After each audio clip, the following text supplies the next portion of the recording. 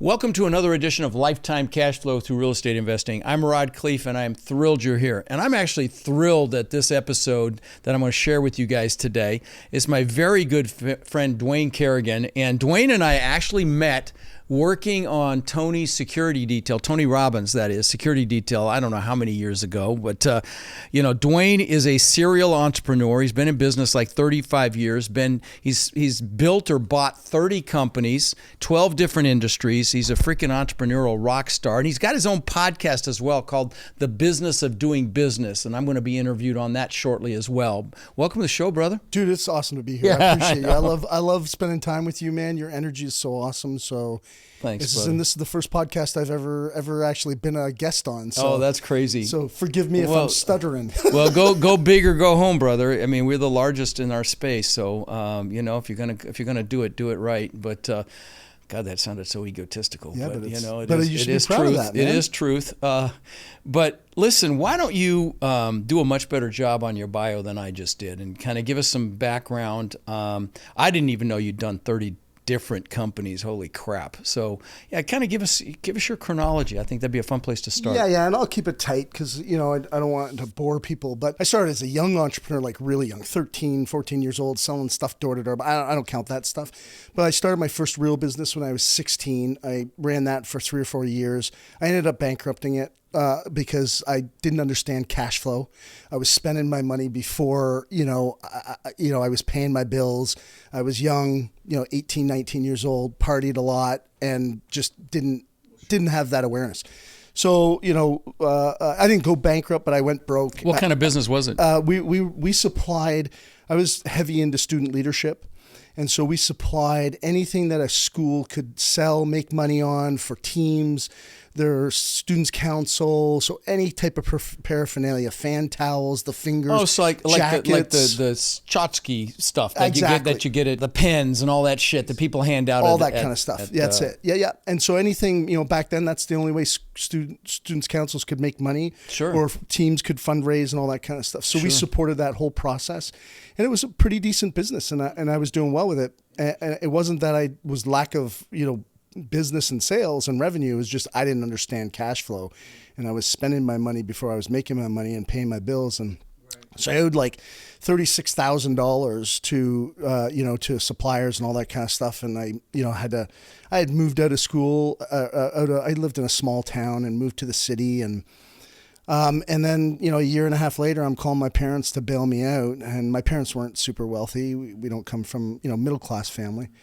But they're bailing me out. And so I went back and I sold cars. And in 6 months, made $75,000 or $80,000 selling cars, paid my debt off, went back to college, started another business. Let me stop you for one second, if I may. Guys, the reason I should have pre-framed all this with Dwayne, the reason I'm excited about this interview is on the show here, we are going to be looking at other asset classes, okay? I've had people in that do assisted living. I've had people that do, industrial flex space, mobile home parks, self-storage. I wanted to talk to Dwayne because I think there's going to be an incredible opportunity to buy businesses. There are 80 million freaking baby boomers that are retiring, then many of them own businesses, and I think there's going to be incredible opportunities to buy them. So do not tune out this interview because you will get some incredibly valuable insights into entrepreneurship and buying businesses. Sorry, I should have said that from the get-go. No, not at all. Okay. So then that kind of started my entrepreneurial career. I ended up dropping out of college, started another business with some friends. It was a leadership and personal development business. We did summer camps for students, high school students. We had a speakers bureau. We did, training programs for students' councils and sports teams and stuff like that. And then, I bought and got into the restaurant business, and and it just kind of grew. 15 restaurants later, and was in the gym business, the record label business, road building, spas. Yeah. So we serial entrepreneur, shiny penny syndrome. Well, a little bit. I like the creativity. I like the creation of it, and I love the deal making. And to your point about this shift in wealth, where all these baby boomers are going to be getting rid of their businesses, selling them. And sometimes when I say getting rid of them, literally just closing the doors. They'll have to shut them down if they can't find a buyer. But see, that's the opportunity, because chances are in many of these businesses, you can step in and make payments rather than pay cash for these things. Because when somebody's retiring, they don't need a big lump of cash. They'd rather have the cash flow. Right? So, I mean, I tell people this when it relates to dealing with elderly sellers for multifamily. If you don't talk about seller financing, you're doing them a disservice, because, if they can make interest on their money, have the property that they own secured that money, and get cash flow, it also saves a ton on taxes as well. Because you only pay tax on what you receive every year. So it's a real opportunity benefit to a business owner to sell on terms if they're an elderly business owner, because they're not going to take that money they made from selling that business and put it into another high risk investment. It's likely going to go in the bank. Who knows what the interest rate's going to be at that point, in the banks. So, I think there's some real opportunity. I don't know if you agree with me. No, 100% agree. And I don't think it is a lot different from the real estate game right now. It's like you got people who own, large pieces of real estate, a whole bunch of doors. And it's like, okay, well, this is getting tiring. Maybe I'll unload some. Maybe I'll simplify my life so I can travel more. I can buy some, buy something, a yacht or whatever, or a vacation home or whatever their situation is. And so they're re-identifying where they want to put their money. And in that process of re-identifying, they're looking for somebody who is eager, willing, able, and capable of taking on their business. And whether that's, so if they are taking vendor financing back, we call it a vendor take back. Yeah, we call it a seller carry back, but okay. Okay, so in the business world, we call it a VTB. And so, we don't buy companies. We won't buy a company without a VTB. Really? Yeah. Okay. And I'm not out buying, multi-10, $20, $50 million businesses. We're buying, small businesses from entrepreneurs who have been in the game for 25 years. And oftentimes they're, like you said, they're ready to kind of pull back at whatever level. And sometimes, there's so many ways to structure a deal. Well, I'd like to talk about some of those ways while we're on the show here. But let's finish your story first, because I kind of cut you off in the middle of it. So I guess you probably were finished because you were talking about all these different things you did. Do you know what my story really is? I started one day in a small business, and I rinse and repeated over 35 years. That's it. And I mean, I love it. To me, I love the game of business. To me, it is a game. It's something I get to play, and I will get to play into my 70s and 80s. I hope as long as my health is with me. Right. Because no matter how successful I ever got, I just love doing this. So that really is the story of my life. It's no real crazy secret of I'm a college dropout. I don't come from money. I grind out every day, which is kind of what my podcast is about. It's just like I just love being in it. And so that really is the fundamental of my story. There's no real secret sauce. It's kind of a lot like you, man. It's like every day it's like get up, go at it, go do it. And you love it, though. And when you love it, work is play, and you never work another day in your life, right? Yep. I mean, you're very passionate about it. You're super successful. By the way, guys, last time he flew his helicopter over here, so he's got a lot going on, got horses, all sorts of shit. But again, I love what I do. You love what you do, and definitely want to check out his podcast. I'm really looking forward to listening to it myself. But if you look at the demographical chart of the baby boomers, it looks like a rat going through a snake. It's like such a giant freaking amount of people. I forgot what the actual numbers are. I need to look up the numbers, like how many people are turning 75 a day right now. Will you look that up for me? I'd be interested to know. I mean, or 80, because it's staggering. I think it's like 10,000 people a day or some.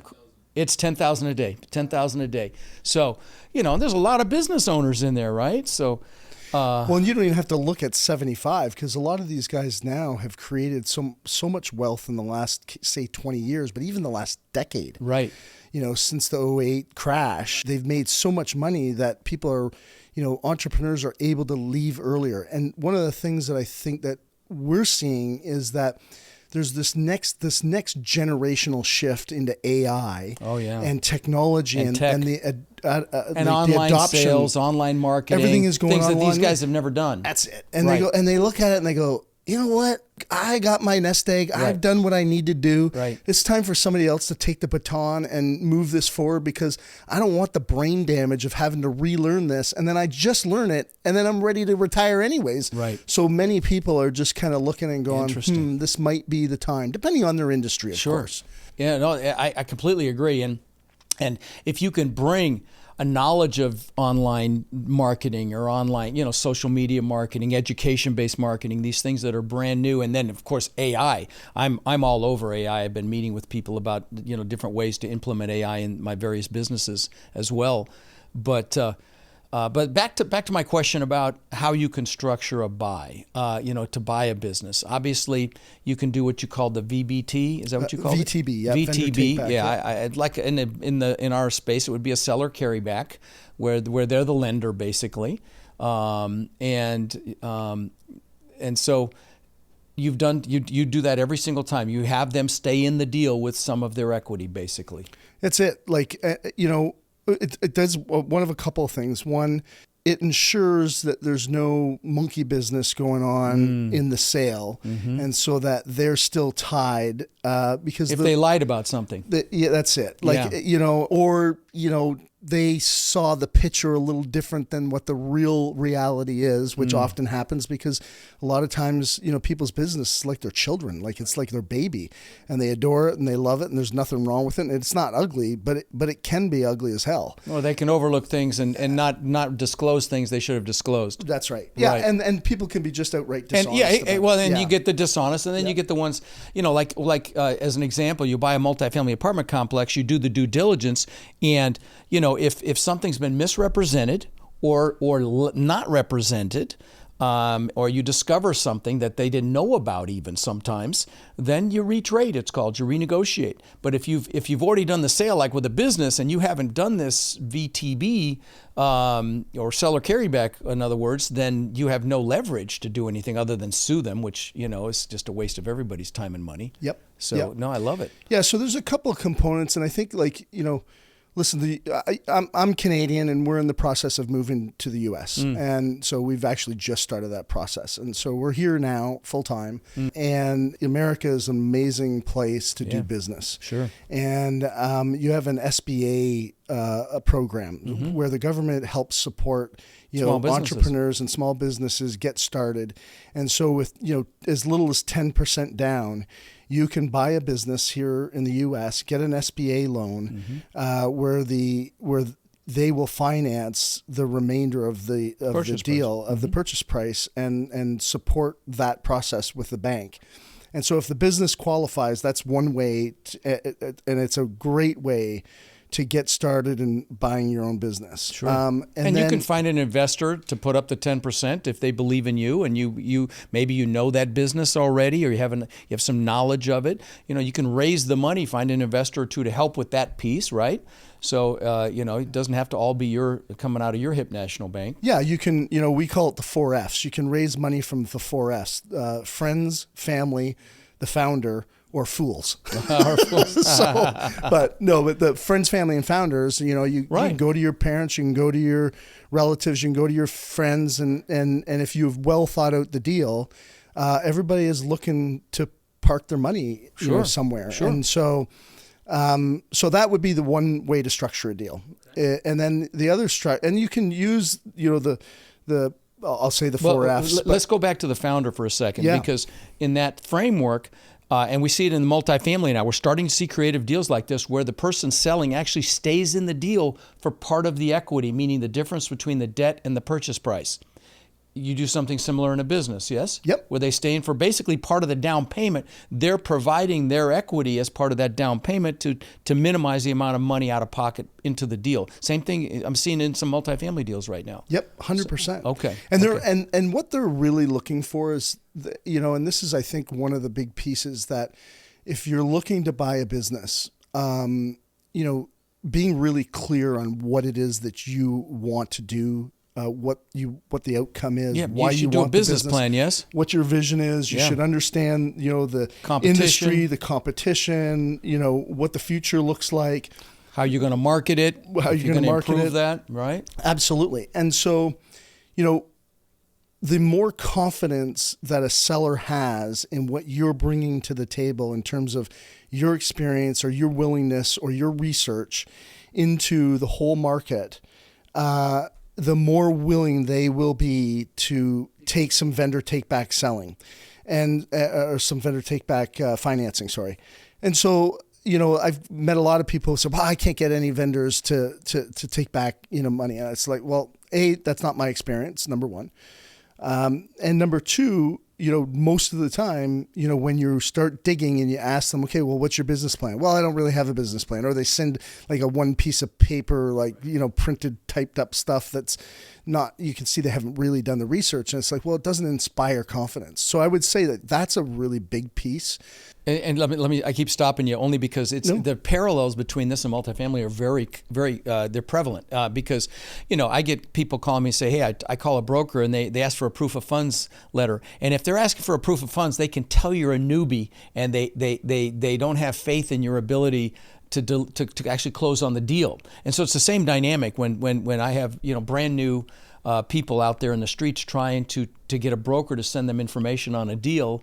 And they get stonewalled because the broker can tell they haven't got a clue what they're doing. It's the exact same situation. Yeah. And I would just say this to people because buying a business could be a scary, uncertain kind of thing. And doing the research, people go, well, I don't know where to go to do the research, or I don't know who to talk to, or I ask somebody who has business experience and I can't get their time. And it's like, yeah.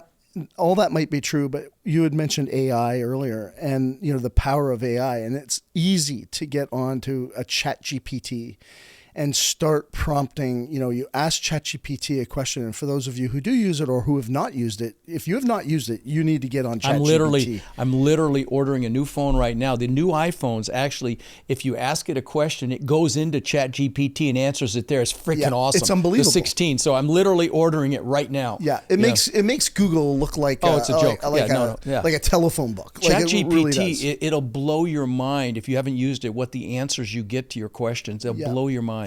And so you can use ChatGPT to do to probably do a business plan candidly and all the research for sure. 100%. Yeah. And so you can get industry specific, and then within the industry you can start prompting it. That's what they call it, is prompting your ChatGPT in order to really dive. What are the best ways to market this business online? What are the what are different sales techniques to sell this product or service? Those are the types of questions that I can't wait to. Now you got me excited about it. I can't wait to try it myself. Yeah, and you can even do it regionally. Like you could say, like if you live in South Florida, you could be like, hey, in South Florida, this industry, or in West Texas, or in Northern California. Because marketing is different in different geographics. Definitely in the multifamily space. Some places you can use Zumper. Some places, you use Craigslist even. I mean, archaic stuff. But that's really interesting. I've never thought about your ability to really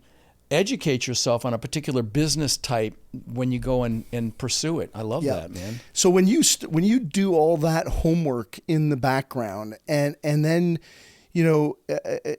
what's the saying? You get recognized for the things you do in public for all the things that you did in private, right? It's no different. It's like you really got to do the work. You got to really have clarity around, what you're walking into. And when you have that clarity and you educate yourself, now all of a sudden the conversation looks a whole lot different. Oh yeah, you go into a seller and you've got all this work that you've done, and you're educating him on some of the things he probably hasn't done, or her. And I could totally see the impact of that. And if you can come up with ways to innovate that business, that's when it really gets exciting. Peter Drucker says any business is nothing but innovation and marketing, right? So if you can improve the marketing and you can innovate in some way, taking a brick and mortar online, that's a common one. But utilizing AI in some fashion. I'm looking at utilizing AI for my coaching business, for my warriors. We're literally digging into that right now. And so, that's when it really gets freaking exciting. Oh, right? It's so expansive. There's when you think about growth and opportunity it is going to blow the doors off. Right.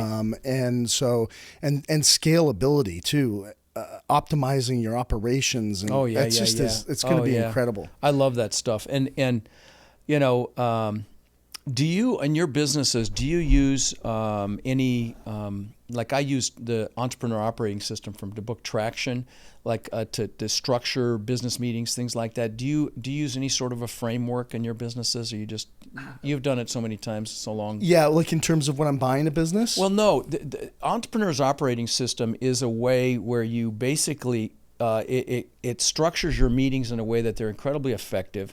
And the way you structure your business is you do 90-day goals. Okay, they call them rocks, but they're goals. And you sit with your team, you decide on 8 or 9 goals for that 90-day period, and one person is accountable for each goal, making it very effective. If you got more than one person, nobody's accountable. So you got one person accountable for each goal, and every week you measure the progress with a green, yellow, red on a spreadsheet. If green, yes, activities happened, it's moving forward. Yellow, it's stalled out. Red, it's dead, or it's completely stopped. And it's been a game changer for us. And then one of the other pieces is, rather than an organizational chart for your business, you actually have an accountability chart. Mm-hmm. So and it's fascinating. And I used to use the Rockefeller habits in previous businesses, where you come up with a mission statement, a code of values, and all that stuff, which you do in Traction as well. But it's a guy named Gino Wickman. I should get royalties because I've talked about him on the show enough times here. But it really gives clarity to a business. So. You know, if you could go back in time, Dwayne, knowing what you know now about buying businesses, is there anything you might do differently? Probably, if there was one thing I would do differently, I was having this conversation a few days ago with somebody, in that, you know, I've always lived in the small business, kind of small to medium-sized business realm. You know, and I've been a bit of maybe I could use the word squirrel, or I think you use the word shiny penny. Shiny penny, squirrel, right? Squirrel, like in the movie Up, yeah. Yeah. Right. So like I've been kind of all over the place, but I love deals. I'm the guy that kind of gets something to about 80%, and then I'm like, then you're out. The you're high bored. detail stuff I got to get off the board and let somebody else do it. And so, you know, one of the things that my mastermind group is trying to encourage me to do is, the next business that we get into is just you really drive it. The home run business, the big one. Yeah, not even just the home run, but it's like be in it right through to the end. And I've part of my strategy has always been, is like, I have a real belief that, you know, the business is there to serve me, serve our family, not me serve the business. That's you know, good. the sense is that operators get tired and owners get rich. And so, you know, in order for me to not burn out, I try to place, you know, executive teams in to manage the business. I think the next one that I'm going to do is I'm going to run it. I will be the CEO. I will drive this, and we're going to grow. You know, one thing I haven't done is I've never grown, and I always wanted to grow a business to 100 million in revenue. And so I think the next one that we get into, that will be the attempt. Okay. That'll be the outcome. Yeah, that'll be the outcome. Yeah, you'll do it. There's no question in my mind. Yeah, you'll do it. Yeah. You know, it's Tony Robbins, going back to him for a minute, he talks about archetypes in a business. I don't know if you remember these conversations, but he talks about the artist or the innovator. And then there's the manager leader, and then there's the entrepreneur. And so, like, if you look at Silicon Valley, the artist would be the tech person that came up with this cool new tech program, whatever it is, Airbnb, Uber, whatever.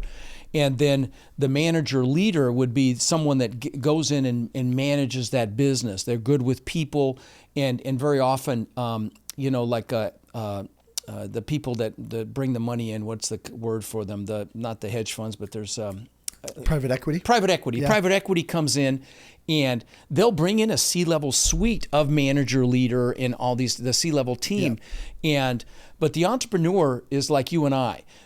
We don't like to get buried in the weeds, and so I'm a little surprised you're going to do it. But you know, we like to get in, get it started, get it going, get it ramped, and then we're out looking, you know, shiny penny, looking for the next thing. Yeah. And you know, I've built 29 businesses as well, and you know, I call them seminars when they fail, and Several worth, tens of millions of dollars, most spectacular flaming seminars. Okay. You fail your way to success, but I didn't go to college at all.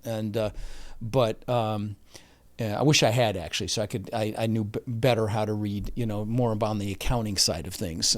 For that, I should have done that. I should probably still go back, but I've just partnered with people that are good with numbers. But let me ask you another question, because you and I are big into motivation. That's why we spent time with Tony. And what's some of the best advice you think you've ever gotten as it relates to life or business? Ooh, that's a loaded question, bro. Yeah. Some of the best advice. For my first mentor, or my first real mentor, his name was Harold Cunningham. He's since passed away, but he was really big on me understanding the serenity prayer. Knowing what you can control, what you can't control, and the wisdom to have the difference. Right. That one, yeah. And so, I think that was kind of one of the things. And even Keith Cunningham kind of said to me one time, Keith, Keith Cunningham had said, I was talking about buying another business, and he's like, look, man, you're not sitting at home on your couch watching TV and eating bonbons. Like he's like, you've got to figure out what you got to give up in order to get what you want. Yeah. And what you're willing to sacrifice. It wasn't like give up time with your kids or give up time with your wife. It was like, what are you willing to sacrifice in regards to what you control and what you don't control? And so, and then that would be one. Oh, hold on. Yeah. Keith Cunningham, by the way, is a great guy. He speaks at all the Tony Robbins events, and a brilliant guy. I actually have gone to his events, and I forgot where they were. Austin, Texas. Austin, Texas. That's right. Yeah. Austin, Texas. His company is called Keys to the Vault. Keys to the Vault. Okay. A little shout out to Keith. He's a wonderful, funny as hell, really funny guy. Keys to the Vault. But anyway, please continue. Actually, if I'll leave aside, since you're giving a plug to Keith, because Keith has been an enormous help. He's been a fantastic mentor, and I wouldn't be where I am without him. But I will say, if we were talking about buying businesses, he runs a virtual course called How to Buy a Business, and I've attended it 3 times. I've sent my CFO to it. It is such a great sequence of content that he teaches. He's an amazing teacher. He's not just a teacher. He's amazing at it, but he did it. He's owned lots cooking. Of businesses. Yeah. Tons of businesses. And he says that he eats his own cooking. That's his line. That's right. That's his line. Yeah. So that would be a great place if you are looking to get some education on how to buy a business. It's probably one of the number one courses. Shout out to him. Do you have a favorite business tool that you implement in your businesses? I talked about this operating system that we use kind of to keep us on track and keep us on focus. But is there a tool that you like to use? I mean, you're starting to get into ChatGPT, obviously. You're using that. Yeah. Anything else come to mind when I ask that question? There's one, we use OKRs. That's the outcomes and key results. They use it at Google, actually. Okay. And you can read a book. I heard about this. I heard an interview with this. Okay. Yeah. So it comes from a book called What Matters Most. Okay. And the author of that book, I believe, is John Doerr, Doerre or something like that. Anyways, What Matters Most. And so we use OKRs. Okay. And it's very similar to it's a version of the next thing, right. You know what I mean? And I'm not trying to minimize it, but I really think it's excellent. But also part of the OKRs is really leveling down in all areas. It's like you have an OKR that's at the top of the vision for the company, mm-hmm. and then it delineates down through to daily activity, right down. And it goes right down to the bottom levels of the organization. Through every level of the organization, everybody ties their OKRs to the top OKR, and then we use a program called Lattice.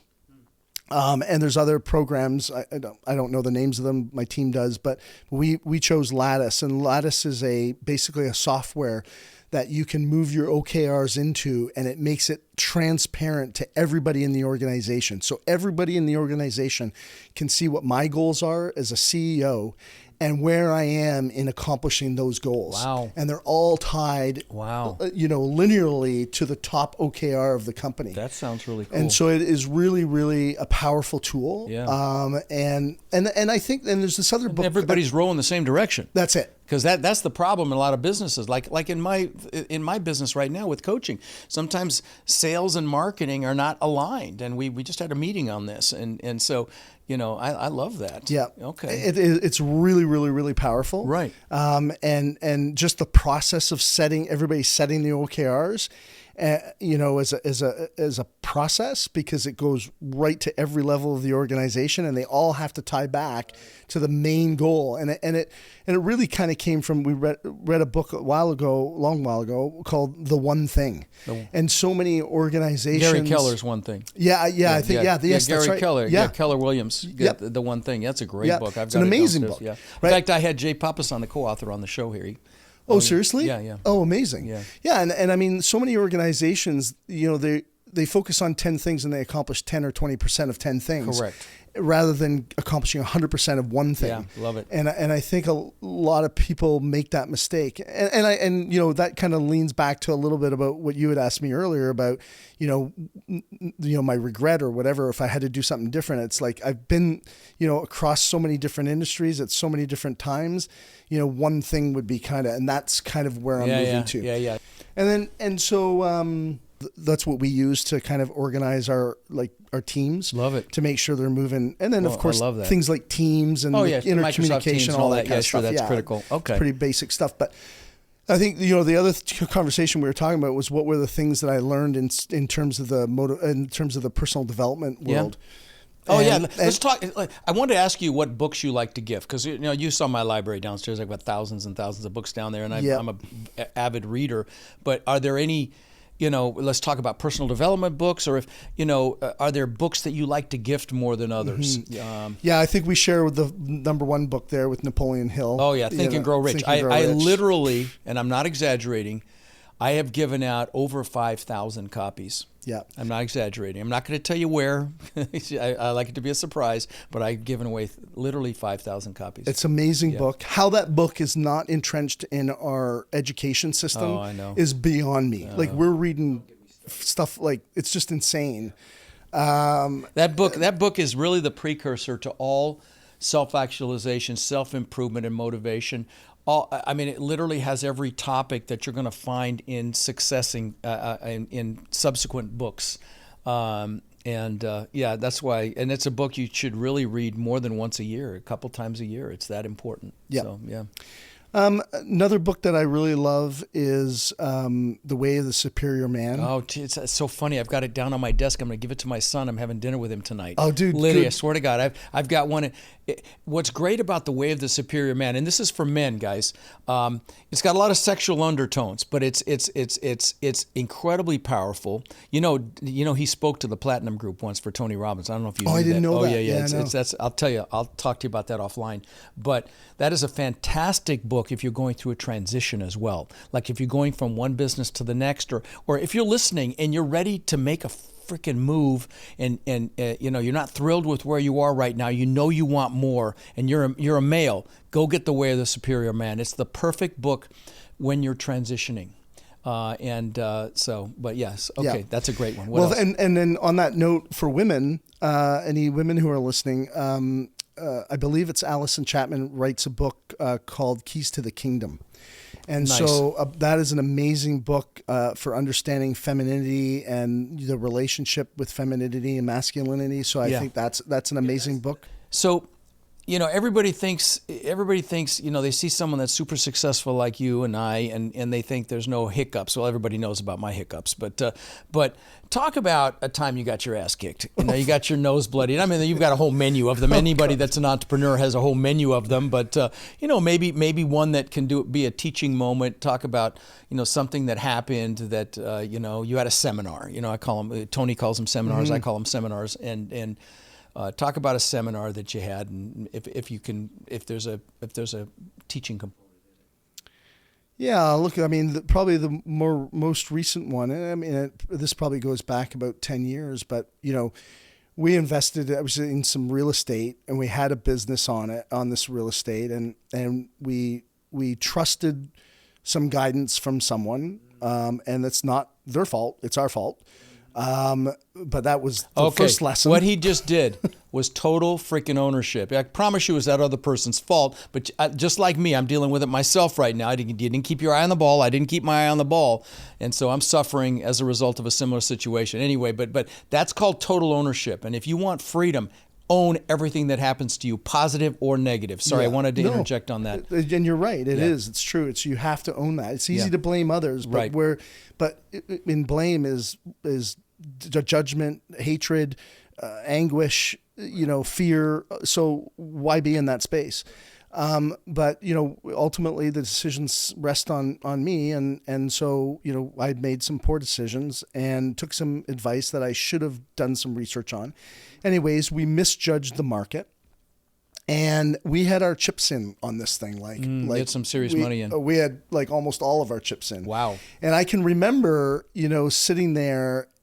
I remember vividly. Was this 08 and 09 or was this? No. This is, what are we now? It'd be 14, 15. Okay. Yeah. Okay. Wow. And it wasn't because of the environment, or it was just a complete misjudgment of a market in a business that we were in.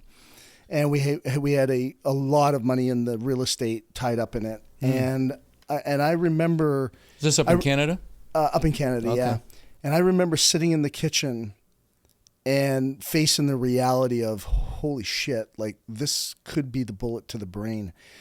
And my wife and I were not getting along at the time, and it was the stress of that. The stress of that, and just we were early in our marriage. We got married in 2011, and we still were trying to figure some of that out. And I remember backing myself into the corner in the kitchen, and thinking, holy shit, this is it. I have done what I said I would never do and risk too much that it's look, we can all take a bullet to the kneecap, right? Skin our knees, skin our elbows, but a headshot is what takes you out of the game. And so, and whether it's when you push your chips in poker and you go all in, and this isn't, but business is not a game. You better be sure of the hand. That's right. But you're doing that in business, and it's everything.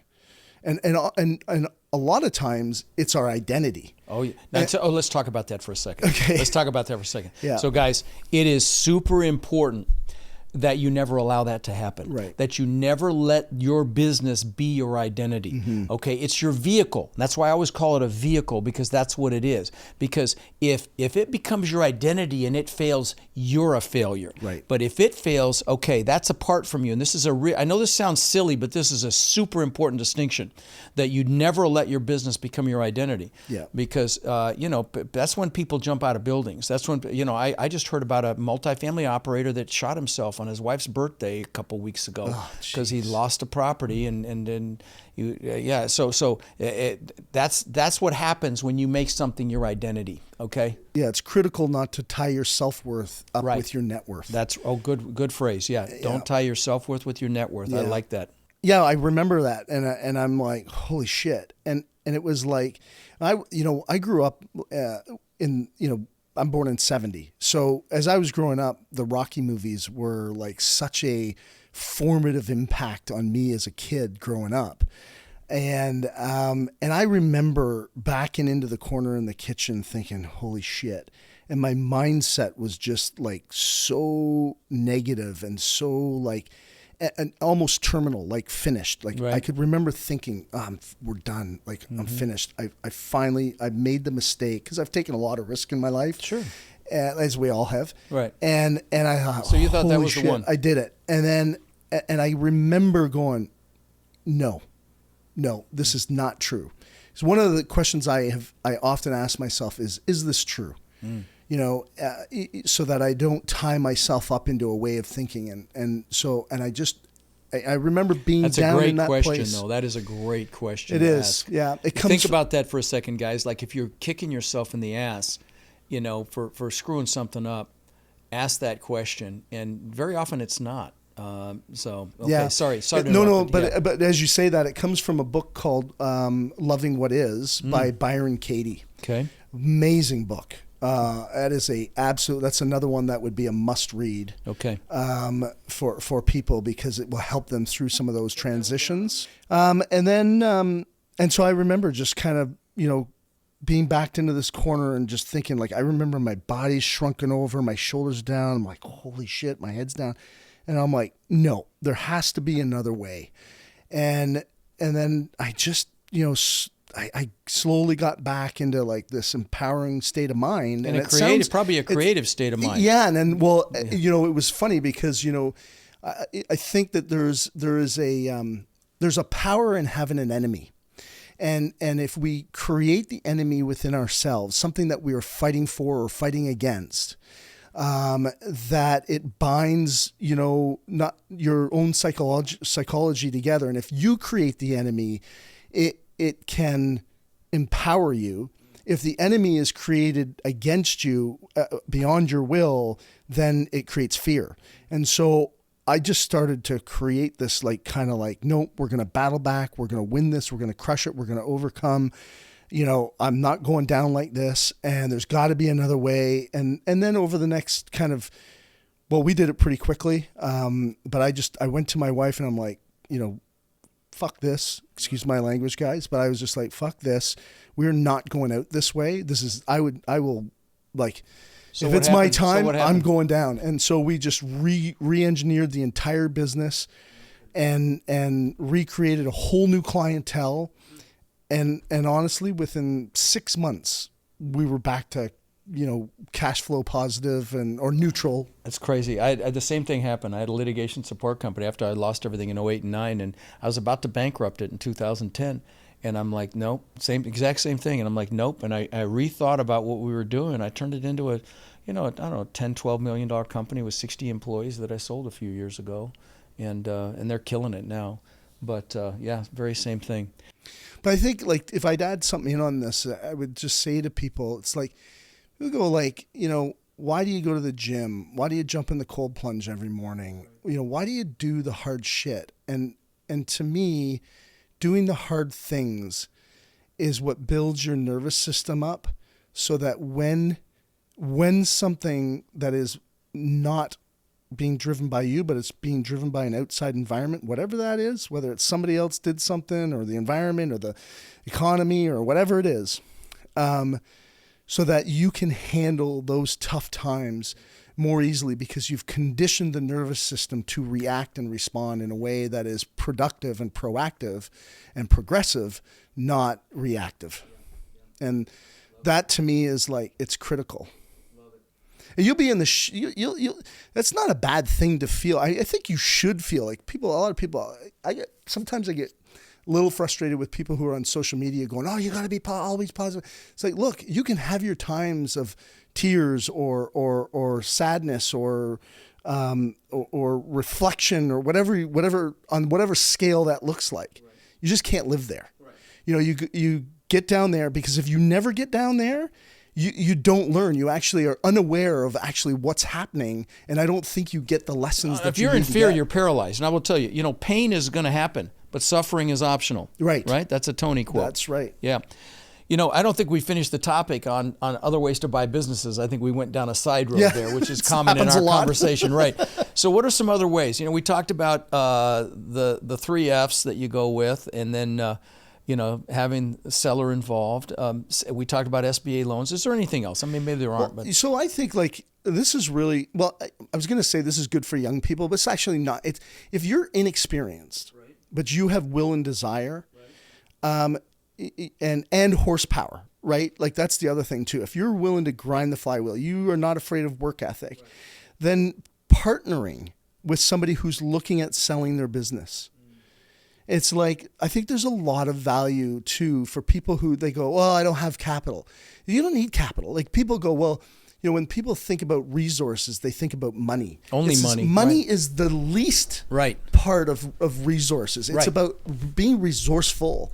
And so if you have the will and the desire to be a business owner or to elevate your life beyond where it is. And you can communicate that. And you can communicate that to a business owner. That's right. It's hey, give me a shot.